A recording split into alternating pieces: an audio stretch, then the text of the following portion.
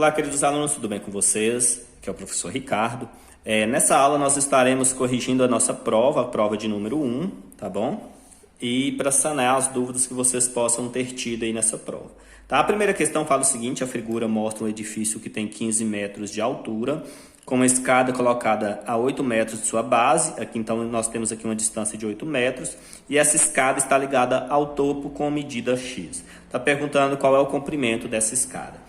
Nós temos pelo teorema de Pitágoras que a hipotenusa ao quadrado é igual à soma do quadrado dos catetos, correto? Minha hipotenusa aqui nesse triângulo retângulo é o x, tá? O lado maior é o x, os demais, tá? São os catetos. Então aqui 8 ao quadrado mais 15 ao quadrado.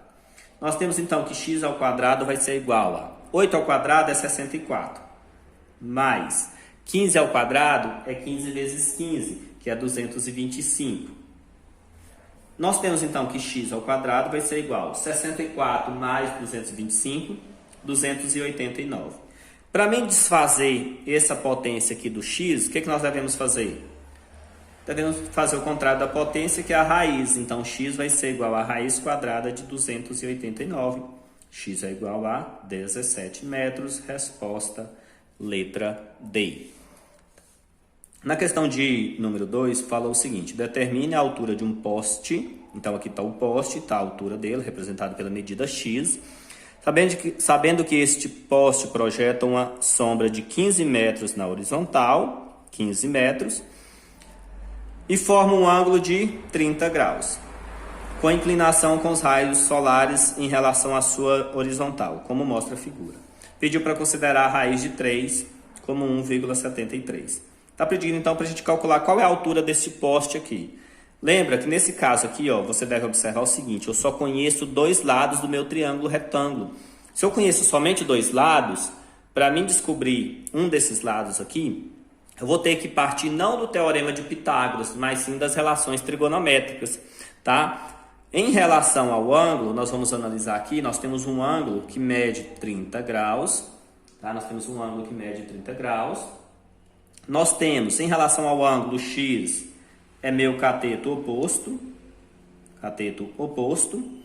e o 15 é o cateto adjacente, tá? Então, qual a fórmula que tem cateto oposto e cateto adjacente? É a tangente, tá? Então, a tangente de 30 graus vai ser igual cateto oposto sobre cateto adjacente. Então, nós temos que a tangente de 30 graus, pela nossa tabelinha dos ângulos notáveis, nós temos que vale raiz de 3 sobre 3. Isso aqui vai ser igual a cateto oposto, medida X. Cateto adjacente, medida 15. Para mim encontrar o valor de X, multiplicamos cruzado. 3 vezes X, 3X. 15 vezes raiz de 3, 15 raiz de 3. Continuando aqui. Se eu quero encontrar o X, o 3 está multiplicando, passa dividindo. X vai ser igual a 15 raiz de 3 sobre 3. 15 dividido por 3 é 5. Nós ficamos com x igual a 5 raiz de 3. Tá? Pediu para considerar a raiz de 3 como sendo 1,73. Então, x vai ser igual a 5 vezes... Vai deitar onde? Você não vai deitar, não?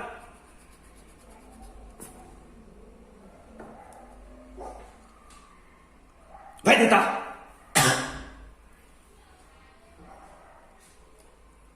Nós ficamos com x é igual a 5 vezes 1,73, porque pediu no enunciado para substituir raiz de 3 por 1,73.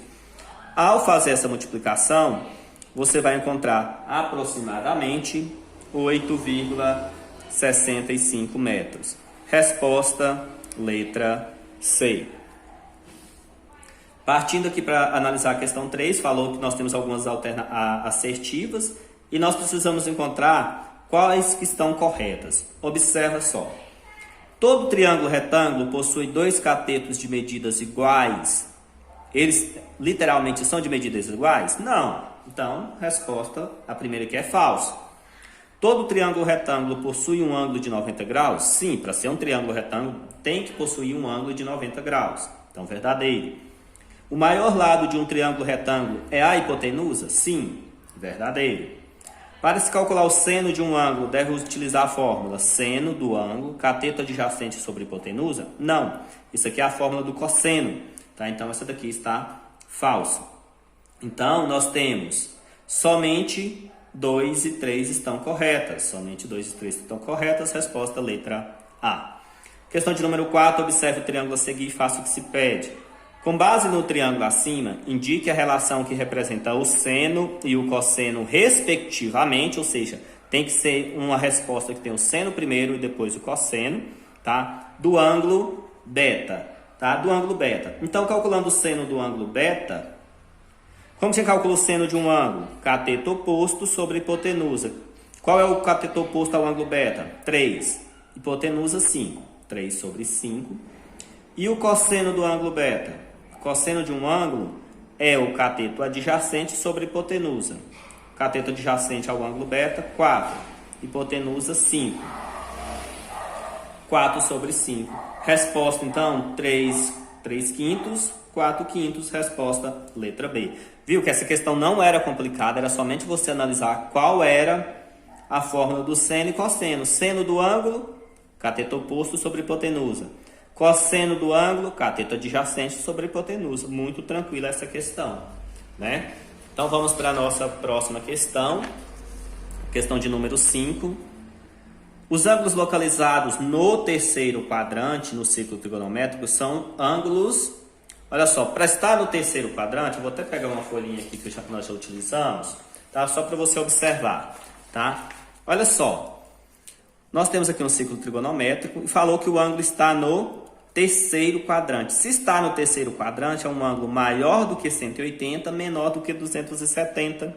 Resposta, letra C.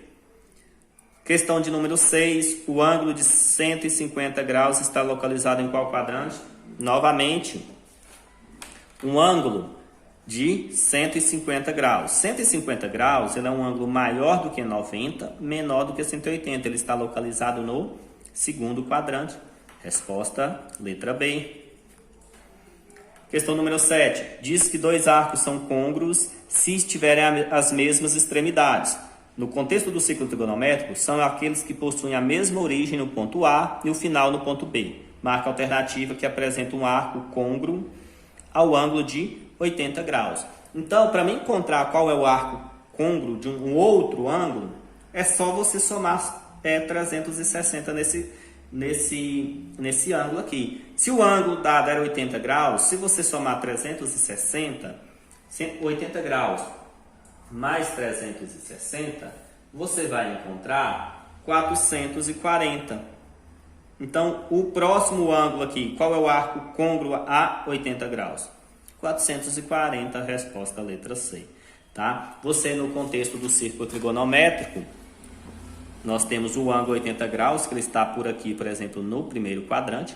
Para mim encontrar um ângulo que esteja parado nesse mesmo pontinho aqui do 80 graus, o que é que você precisa fazer? Você precisa, a partir daqui, somar 360 e você vai parar exatamente nesse ponto. Qual ângulo seria, então? 440 graus. Tá? Questão de número 8. Pediu para a gente encontrar a primeira positiva e identificar em quais quadrantes estão localizados os respectivos ângulos. 1.203 e 2.500. Então, como os ângulos são maiores do que 360, nós precisamos dividir por 360. Correto? Para encontrar em qual quadrante ele está localizado, tá? Então, nós temos que 1.203 dividido por 360 vão ser 3 voltas completas. 3 vezes 360, 1.080. 1.203 menos 1.080, 123 graus. É esse ângulo aqui que eu vou analisar. Esse 123 graus, ele está no segundo quadrante, porque ele é maior do que 90, menor do que 180. Já o 2.500 graus, dividido por 360, ao você dividir 2.500 por 360, você vai encontrar 6 voltas completas. 6 vezes 360, 2.160. Subtraindo aqui, nós vamos ficar com 340. Observa que o 340, ele é um ângulo maior do que 270, menor do que 360. Ele está no quarto quadrante. Então, ele está no quarto quadrante, tá? Quarto quadrante. Resposta, então, segundo e quarto quadrante. Segundo e quarto quadrante. Tá bom? Vamos lá da sequência, nossa questão de número 9. Para determinar em qual quadrante determinado ângulo está localizado, deve-se analisar se determinado ângulo é maior ou não que 360. Caso seja maior, deve-se dividir por 360. Foi o procedimento que nós fizemos aqui na questão de número 8. Tá? Com base nas informações, o ângulo de 1.600 graus é um ângulo que possui, então vamos lá descobrir quantas voltas ele possui. 1.600 graus dividido por 360, o que você vai fazer? Ao dividir isso aqui, você vai encontrar exatamente 4 voltas. 4 voltas vezes 360, 1.440. Subtraindo aqui, você vai encontrar 160 graus. Então, esse ângulo que você vai analisar. Então, nós temos 4 voltas completas e ainda sobra 160 graus. Então, esse ângulo parou em qual quadrante? 160 é maior do que, olha só no ciclo trigonométrico, 160 é maior do que 90, menor do que 180. Então, ele está no segundo quadrante. Vamos analisar, então, qual é a nossa resposta correta. 3 voltas completas? Não, já está errado. 2 voltas completas? Não, já está errado. 4 voltas completas e sobra 160. Resposta, letra. Resposta, letra B, tá? E nossa última questãozinha aqui pediu para converter 120 graus em radianos. Lembra que para converter em radianos nós devemos fazer uma regrinha de 3. E lembrar que 180 graus equivale a π. E eu quero encontrar 125 graus. Então, 125 graus equivale a x. Para mim fazer essa regrinha de 3, multiplicamos cruzado. Nós temos então que 180 vezes x, 180x. 125 vezes π, 125π. Tá? Já vou colocar o radiano aqui, que geralmente, porque a resposta está dada em rádio aqui na frente. Tá? Então, nós temos, então, se está multiplicando, passa dividindo. X vai ser 125 π radianos, dividido por 180. Observe que não dá uma divisão exata, mas você pode simplificar. Pode simplificar dividindo tudo por 5. Divide tudo por 5. 125 por 5 é 25π.